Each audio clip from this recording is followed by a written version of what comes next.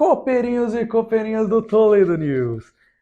Eu sou o Pedro Vitor Eu sou o Kelvin Polasso. e vamos falar do Grupo D.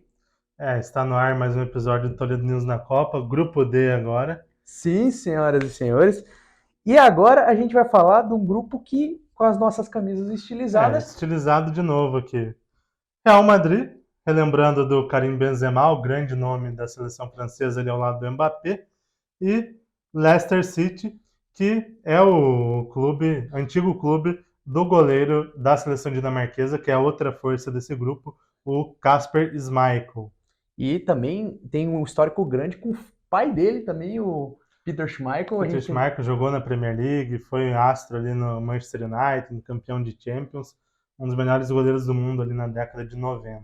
Mas o grupo não é feito apenas de franceses e dinamarqueses. Tem também a seleção tunisiana, que também está ali junta, e a seleção australiana. Então eu já começo perguntando para o Kelvin sobre a seleção dinamarquesa, que ele destacou num dos nossos últimos vídeos. Lá no início do Toledo News na Copa, se vocês puxarem lá atrás, nos primeiros vídeos, a gente fez um vídeo sobre as seleções que podem surpreender no Mundial. O Pedro falou que seria o Senegal, eu trouxe a Dinamarca. Por que a Dinamarca? Existe uma força média ali na Europa, seleções de nível médio, Sérvia, Suíça, Dinamarca, que estão num nível muito alto. Ali, geralmente não possuem grandes estrelas, mas tem vários bons jogadores e um estilo de jogo muito bom, muito bem definido, e são equipes muito competitivas. A Dinamarca é a principal delas, porque tem um elenco forte ali com bons jogadores, Kjaer, Schmeichel, Christian Eriksen, que vai ser muito legal a gente ver ele na Copa do Mundo depois daquele episódio que aconteceu na última Eurocopa. E tem ali outros bons nomes ali no ataque, Poulsen, Kasper Dolberg, tem o Meili, que até não está tão bem no clube, mas joga muito bem na seleção dinamarquesa. E uma equipe que principalmente fez um ciclo maravilhoso. Bateu semifinal de Eurocopa, ali foi eliminada com um pênalti meio esquisito contra a Inglaterra na semifinal. Poderia tranquilamente ter chegado à final da competição e fez uma eliminatória muito boa. Em 10 jogos ganhou 9 e perdeu apenas um, e perdeu só na última rodada quando já estava classificado. Ele jogou com um pouco menos de interesse, mas é uma equipe taticamente muito forte e que tem ali alguns nomes muito importantes. Hoje, a Dinamarca, eu não acredito que ela seja campeã do mundo. Acho que seria algo muito bizarro ver a Dinamarca campeã do mundo. Mas é uma equipe que pode ganhar de qualquer seleção. Brasil e Dinamarca dá jogo, e a Dinamarca, se ganhar, eu acho que não chega a ser zebra. Zebra eu diria que sim, mas não seria surpreendente, porque é um time muito bom e pode dificultar a vida da França nesse grupo. Bate na madeira, né? Pelo amor de Deus.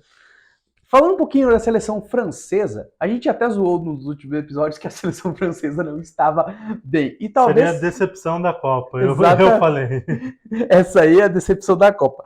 E o grande motivo da seleção francesa é as lesões, que vem afetando demais a equipe, e uma série de tretas internas. Na última Copa, Karim Benzema não esteve devido a uma polêmica com o Valbuena. Na época, Foi um problema ali bem grave extra-campo, mas ele voltou ali para a Eurocopa ali em 2021. agora a grande polêmica é Pogba versus Kylian Mbappé.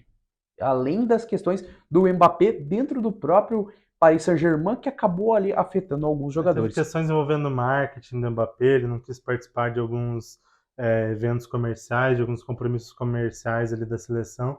Isso gerou um grande debate. Teve questões também do Giroud reclamando que os principais atletas ali do ataque, Mbappé, Benzema, Griezmann, não tocam a bola para ele. Então tem uma série de problemas internos e a equipe não jogou bem em 2022. Fez uma Nations League fraquíssima, se livrou do rebaixamento na última rodada com uma vitória contra a Áustria, vem tendo esses problemas de lesão, sem Pogba, sem Kanté. Então, a França chega muito menos forte do que era o esperado. Mesmo assim, ainda é uma equipe que tem que ficar de olho. Ainda é uma equipe muito competitiva. A gente pode colocar que a França é um dos casos mais curiosos dessa Copa do Mundo, porque o principal adversário da seleção francesa é ela mesma. Pô, você tem o melhor do mundo. Você tem um time que é bom em todas as posições. Você tem no gol, você tem um Lloris, você tem meio campo. Você teria o Pogba, o Kanté, não tem. Agora você tem Tchouaméni, Tchouaméni, Camavinga, defensiva, Rabiot, sim, defensivamente. Pô, Rafael Varane, você tem. tem Varane, você tem o Pamecano, você tem Konaté, você tem Pavard, você tem Lucas Hernandes, você tem Lloris, você tem Benzema, você tem Dembélé, você tem Coman. A gente É um pode, elenco brilhante. sim, a gente pode dizer quase que a seleção francesa é quase impossível você conseguir jogar tão mal tendo um time tão bom. É um esforço muito grande. Mas o extracampo e a relação dentro do elenco talvez é uma das grandes fragilidades dessa seleção francesa. Outro problema que foi muito grave, e acho que isso foi perceptível ainda mais na Eurocopa, é que a França é um time meio blasé ali. Meio que às vezes não quer nada com o jogo, tá ali de boa, a gente é a França, a gente é a atual campeã do mundo, vamos ganhar quando a gente quiser. E às vezes tem o cenário de seleções, hoje é muito competitivo, as seleções médias são fortes, a gente falou da Dinamarca agora. Então, se você não entra ali extremamente concentrado, às vezes acaba sofrendo um gol ou tem dificuldade para abrir o placar, esse jogo se complica e quando você for ali acordar já pode ser tarde. E isso aconteceu na Eurocopa contra a Suíça, acabou sendo eliminada nas oitavas de final. Esse é outro problema grave da França. É uma equipe que vai ter que vir já acordada desde o começo. Concentrada. É até por isso que se reforça muito que a gente colocou que a maior adversária da França é ela mesma. É a própria França. Porque Dinamarca a gente já está desenhando que vai estar ali junto da França, brigando pelo topo da tabela, mas se bobear, as outras duas seleções que a gente vai agora falar não são bobinhas. Não é time que vai ficar lá, vou ser saco de pancada. Não é o caso. A seleção tunisiana tem um bom time, é um bom padrão para as seleções africanas, não é do nível por exemplo, da seleção senegalesa ou da seleção egípcia, mas ali a gente pode colocar que é uma seleção competitiva. E a seleção australiana, que deixou de disputar as eliminatórias da Oceania para vir para as eliminatórias asiáticas, porque o nível das seleções da Oceania era um nível muito aquém, está disputando as asiáticas e está disputando certo protagonismo. Não é aqueles nomes que a gente se acostumou a ver, aqueles carinha que a gente contratava do FIFA da seleção australiana. É uma seleção australiana remodelada, mas ainda assim, para o contexto asiático, é uma seleção forte. Então, França, se entrar desligada, corre o risco ali de não ser eliminada na primeira fase, mas sofrer um pouquinho ali até pegar um segundo lugar do grupo. Em 2018, a França encarou a Austrália na estreia e teve bastante dificuldade. Foi um 2-1 ali bem difícil, a França jogou mal, teve ali bastante dificuldade. Mas esse ano eu vejo algo diferente. Acho que a Austrália, que vem para a Copa desde 2006, é a pior Austrália desde então. É um elenco mais enfraquecido, não conseguiu renovar tão bem, não tem uma figura de expressão como teve em outras Copas, como é o Tim Cahill, ali alguns outros nomes que davam uma sustentação maior, principalmente ofensiva, para essa equipe. Acho que é uma equipe fraca. Pode dificultar ali se acertar ali defensivamente, acertar um padrão tático defensivo e dificultar o jogo para a França ou para a Dinamarca nesse sentido. Mas acho que ofensivamente é um time muito pobre e que oferece pouco perigo. A Tunísia já é uma equipe que ela enfrentou o Brasil recentemente, na última data FIFA, e perdeu por 5-1. E foi uma equipe que quis jogar, quis atacar o Brasil e acabou que foi meio um suicídio, porque tomou 5-1. Talvez se jogasse mais retraído, esperando o Brasil se fechando, pudesse dificultar um pouco mais. Então, se for uma equipe muito aberta, querendo jogar contra uma França, contra uma Dinamarca, pode se complicar. Na última Copa do Mundo, eles foram para cima da Bélgica e perderam de 5-2. Fizeram 2, mas acabaram tomando 5. Foi também um pouco um suicídio. Mas é uma seleção ali que oferece um pouco mais ofensivamente. Acho que pode ali ferir a França ou a Dinamarca fazendo um ou outro gol. É aquela história do perdeu, mas perdeu para quem? É você tomar 5 do Brasil, tomar 5 da Bélgica, são seleções muito bem estruturadas. Dinamarca pode ter um bom time, mas não é do nível da Bélgica e nem de longe tem as possibilidades de uma seleção brasileira. O que a Bélgica tem em praticamente um jogador bom por posição, a seleção brasileira tem mais de um jogador bom Dava para colocar Brasil A, Brasil B dentro da Copa do Mundo e chegaria os dois em quartas de final tranquilamente. É sempre favorito. Sim, então a seleção tunisiana está sendo colocada para baixo até por, tomou 5 ali, mas gente, perdeu para quem? Então, se a Dinamarca entrar desligada, ou principalmente a revoltada, está tendo quase Revolução Francesa parte 2 dentro da seleção, uma loucura lá. Se bobear, pode ali sofrer nesse jogo e perder pontos numa competição de tão tiro curto, apenas 3 jogos nessa primeira fase, pode ser letal. Se você perder ou empatar um jogo ali, pode ser muito complicado, porque é só 3 jogos. Se perder na estreia, o segundo jogo já vira uma final. Já vira uma loucura. Principalmente para as seleções europeias que chegam com a pressão de ir longe, né? Todas as seleções europeias chegam com essa prerrogativa. Tem que ir longe, tem que bater pelo menos oitavas, tem que bater quartas, pelo menos semifinal, no caso da França. Eu falei lá no início que para a França seria um vexame não, mas uma decepção cair nas quartas de final.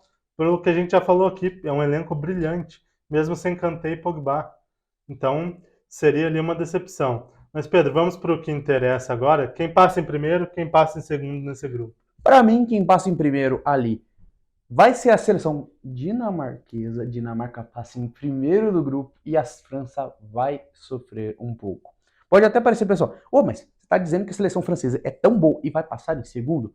A explicação, por quê? A seleção francesa tem uma dificuldade de se construir ao longo da competição. É igual a gente brincava muito da Itália, que a Itália, você não pode deixar ela chegar. Ela faz uma competição ali, uma fase de grupos muito humilde, muito fraca, você fala, pelo amor de Deus, onde é que a Itália vai? Daqui a pouco você pisca o olho, a Itália está na final. Então, a França tem uma característica muito na mesma linha. É um time que faz um primeiro jogo sofrível, um segundo ganha raspando, o terceiro vence com mais autoridade, depois engrena. Eu acho que não vai ir tão longe tanto quanto fez em 2018, mas também a seleção francesa é uma seleção que vai trocando pneu com o carro andando, vamos dizer. É uma seleção muito irregular também, de um ciclo para o outro. Foi campeã em 98, em 2002 chega como favorita, cai na fase de grupos.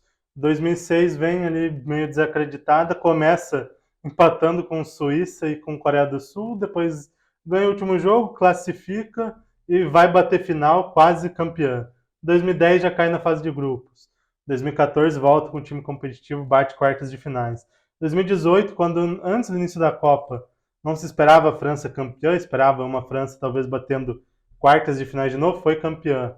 Agora se espera muito de novo, apesar desses problemas que a gente falou. E lembrando a França que tem a maldição do campeão do mundo, né? Que sempre o campeão do mundo na Copa do Mundo seguinte cai na fase de grupos. Ou cai na fase de grupos, ou como o Brasil foi o único que passou lá em 2006, também não foi tão longe. Então, está zicado, está oficialmente zicada a seleção francesa. Existe essa mística para ser quebrada. Que a Copa do Mundo começou com 32 seleções em 98. Antes disso teve 24 seleções e lá no início até menos. Mas desde 98, França campeã em 98, caiu em 2002 na fase de grupos. Aí o Brasil quebra esse ciclo, campeão em 2002 e em 2006 cai nas quartas de finais. 2006, Itália, campeã de 2006, cai na fase de grupos em 2010. Espanha, campeã de 2010, cai na fase de grupos em 14. Alemanha também, campeã em 14, caiu na fase de grupos em 18. Eu acho que a França não cai, vai quebrar essa mística. Eu vou de França ainda como primeira colocada do grupo e a Dinamarca em segundo. Vai parecer um pouco contraditório, o Pedro colocando a Dinamarca em primeiro e eu colocando em segundo, sendo que eu falei que a Dinamarca seria aí a grande zebra da Copa do Mundo, mas passar em segundo num grupo que tem a França não é nada demais. E aí a França pode ir mais longe, vai depender de como esse time vai estar engajado, como esse time vai se montar durante o Mundial, mas é uma equipe que pode, mesmo com os problemas ali, bater quartas de finais tranquilo. Depende do cruzamento também das oitavas, a gente pode ter um França e Argentina, um Dinamarca e Argentina, serão 2 confrontos aí para as oitavas muito interessantes. Mas o assunto agora ainda é a primeira fase, né, Pedro? Tudo pode acontecer, a gente até vê um grupo que é muito desenhado, mas podem acontecer surpresas. Copa do Mundo acontece muita surpresa. Exatamente. Então, ficamos por aqui. Ficamos por aqui, em breve voltamos com uma análise do grupo E, né, Pedro? Em breve teremos grupo E, galera, e depois tem F, G e grupo H, além do último vídeo da gente falando das curiosidades Curiosidades da Copa do da Mundo. Copa do Mundo. Tem Então, muito conteúdo por aí, galera. fica ligado, meu querido. Então, até mais, galera. Até breve, galera.